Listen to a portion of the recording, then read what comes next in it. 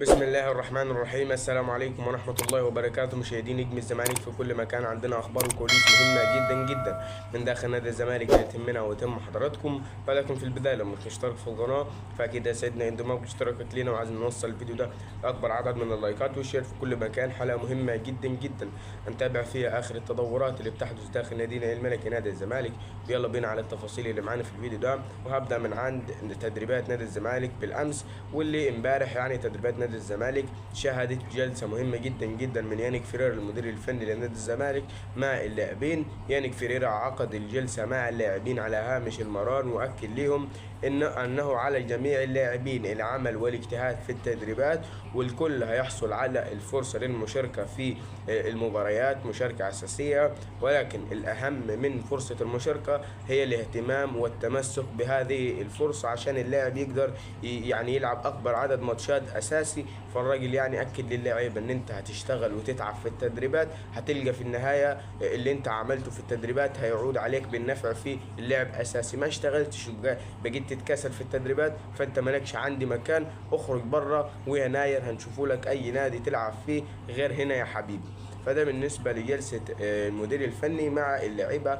عايز اروح بيك برضو لتأديب احمد شوبير. تأديب احمد شوبير اليوم الإدارة القانونية لنادي الزمالك جمعت اكبر عدد من الفيديوهات اللي شوبير بيقول فيها معلومات عن الزمالك، معلومات خاطئة، معلومات فيها بعض من الإساءة لنادي الزمالك، معلومات فيها بعض من إثارة الجدل في نادي الزمالك. الإدارة القانونية جمعت الفيديوهات دي وهتفحص الفيديوهات بشكل دقيق كامل، وبعد الفحص هيتم تقديم عدد من القضايا والشكاوي ضد أحمد شوبير في المركز الأعلى للإعلام. ولو ما تمش اتخاذ إجراء مناسب الزمالك هيصعد لأكبر من المجلس الأعلى للإعلام. فده بالنسبة لتأديب شوبير. وبصراحة كده ايه، شوبير كل موسم يطلع لنا كده في بداية الموسم بحلقة أو اتنين يصير اللغط، وبعد كده يختفي من على الساحة. بعد كده يلقى الناس مش واخدة عنده مشاهدات أو مش واخدة عنده سبوت، فالراجل يرجع يشتغل تاني في اللغط وإثارة الجدل. والمشكلة الكبرى إن معظم جمهور نادي الزمالك للأسف يعني بيصدقوا الراجل ده.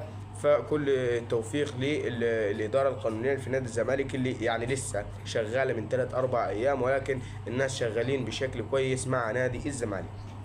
خلينا نتكلم معاك برضو بالنسبة لغضب نجم الزمالك محمد عواد. محمد عواد بعد ما ان النادي المصري وصل معاه لمفاوضات جادة ومفاوضات كبيرة يعني، وعرض عليه 18 مليون جنيه في الموسم الواحد، محمد عواد بدأ خطوات التجهيز للانضمام للنادي المصري على يناير. والراجل استفسر في جلسة الأمس من مدرب حراس مرمى نادي الزمالك عن إمكانية المشاركة أساسي في المباريات، وأبدى غضبه الشديد لعدم المشاركة أساسي في أولى المباريات أمام سيراميكا كليوباترا. خلاص يعني محمد عواد بعد ما شاف إن الزمالك بيديه 8 مليون والمصري هيديه 18، ففي احتمالية كبيرة إن محمد عواد يروح المصري في يناير. وخلاص الراجل خلص اتفاقاته مع المصري، وفي يعني احتمالية إن الزمالك يطلب أكتر من 18 مليون في الصفقة، لأن الزمالك طبعا طلب من المصري أحمد عيد والمصري رفض. فنادي الزمالك بيحاول يسوي الطرف ده بالطرف ده اللي هو محمد عواد وأحمد عيد. في كل التوفيق للناس اللي شغالة على هذه الصفقة التبادلية على يناير. مفاجأة سعيدة في حامد حمدان.